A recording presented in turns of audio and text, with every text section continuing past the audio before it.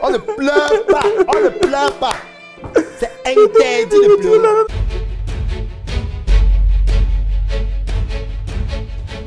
Mesdames et messieurs, bonjour ou bonsoir, selon l'heure à laquelle vous nous regardez. Bienvenue dans l'actu qui éveille, où nous dévoilons les faits marquants du jour. Aujourd'hui, nous avons une histoire qui a fait le buzz. Celle de Tsafak, un jeune Africain ambitieux qui a décidé de tout laisser en Europe pour réaliser son rêve en Afrique. Un rêve qui s'est malheureusement transformé en cauchemar. Restez avec nous pour découvrir les images en exclusif de son aventure. Son rêve, c'est d'investir en Afrique. Tsafak rêve d'ouvrir un restaurant en Afrique et être son propre patron.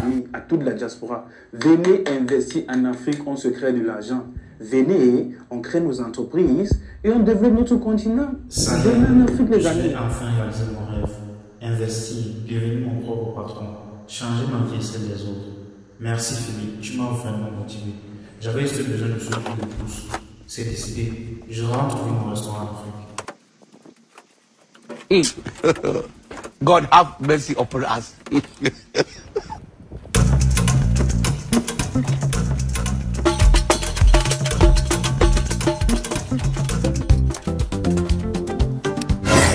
Et Dieu, jusqu'à présent, on n'a pas encore rangé les tables comment? On a retard. Les gens vont arriver normalement. Arranger les tables vite. Vous placez les choses, on commence le discours. Mais ça, c'est même quoi ça dit donc? Ok, boss. Alors bonjour à tous et bienvenue à l'ouverture de notre restaurant Tsafagri. Vous savez, j'ai tout laissé en Europe pour venir en Afrique, investir et ouvrir ce restaurant. Je vous promets que je vais révolutionner la cuisine africaine. Mais dans le passé qui ouvre le restaurant, il va me montrer quoi? Alors mes enfants doivent être pris. Ils n'ont même pas le travail. C'est pour l'empoisonner, Les gens vont quitter de l'Europe, de la diaspora, les Blancs, les Européens, les Américains, pour venir en Afrique, pour se battre pour avoir une table dans ce restaurant. Vous allez voir, qui croira verra. J'ai toujours savoir que l'enfant là va succès dans sa vie. Hein? Son idée là, c'est bonne idée. C'est bonne idée. Il va succès.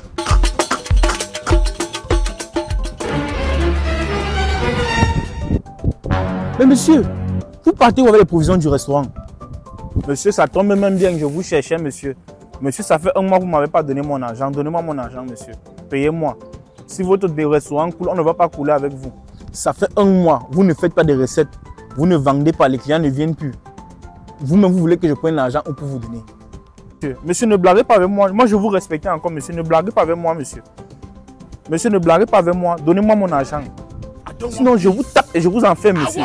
Je dis que je vous tape et je vous enferme. Nous ne sommes pas en Europe ici, monsieur. Je vous tape et je vous enferme. Faites très attention, monsieur. Faites très attention, vous ne connaissez pas qui je suis. Ici, là, on réinitialise tout. Hey! Même les bières du restaurant, vous finissez.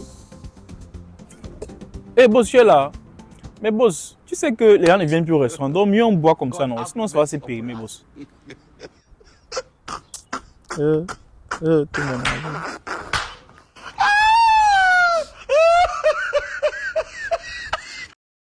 Allô, beau?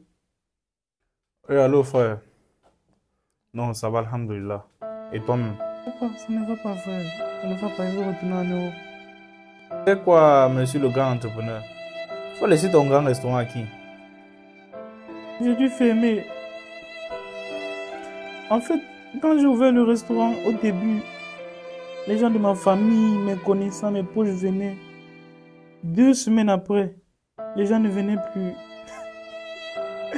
J'ai vu que le restaurant allait marcher. Donc 2 semaines après, il n'y avait plus aucun client au restaurant. Les employés commençaient à me voler. Ils buvaient les boissons. C'était un vol, j'étais un mauvais les boissons. On ne pleure pas. On ne pleure pas. C'est interdit de pleurer. Interdit. Si tu pleures, c'est trop grave.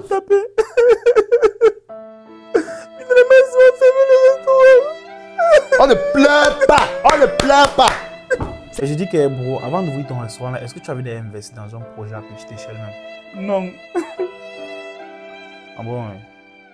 Mais est-ce que tu t'es formé? Est-ce que tu as appris sur le domaine? Est-ce que tu as appris un peu dans le domaine de la restauration? Non plus. Donc toi, tu es parti investir dans un domaine que tu ne maîtrises pas. Tu sais, Et c'est vrai qu'elle voulait d'abord investir en Afrique. Mais après avoir écouté la vidéo de Philippe, je me suis dit qu'il doit passer à l'action. C'est que souvent, après avoir écouté une vidéo de motivation, tu crois que tu peux soulever un ton d'arbre avec 2 doigts. Mais bon, est-ce que c'est ce que Philippe te demande de faire? C'est pas ça que Philippe demande de faire. Philippe demande souvent il t'a pas demandé de réagir de façon naïve et impulsive, frère. Je suis vraiment désolé. Je pense bien que Philippe demande souvent de se former, d'apprendre. Je pense qu'il va des formations. Et il demande souvent d'assister à ses conférences également. Il a une conférence qu'il organise Back to Africa chaque année, tu connais. D'ailleurs, même il organise cette année encore une conférence Back to Africa le 28 et 29 septembre au Palais de Congrès de Paris. Il faut assister. Donc tu n'as plus l'argent. Tu as dépensé combien? 20 000 euros. Oh là là, je suis vraiment désolé mon frère. Ah, en tout cas, c'est pas grave. Il faut toujours apprendre de ses erreurs. Tu as fait des erreurs, c'était une expérience, tu as appris beaucoup de choses. Donc maintenant, ce que tu vas faire, c'est que tu vas revenir, tu vas te battre, tu vas faire preuve de résilience, tu vas te relever. Tu es un homme, tu ne vas pas abandonner.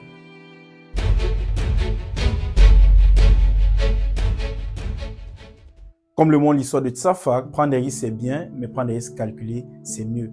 Avant de vous lancer dans un projet entrepreneurial, apprenez sur le domaine dans lequel vous voulez entreprendre, formez-vous, commencez petit et rêvez grand tout en vous préparant à affronter les réalités et à recommencer si besoin. N'oubliez pas que dans le voyage entrepreneurial, la résistance face à l'adversité est primordiale.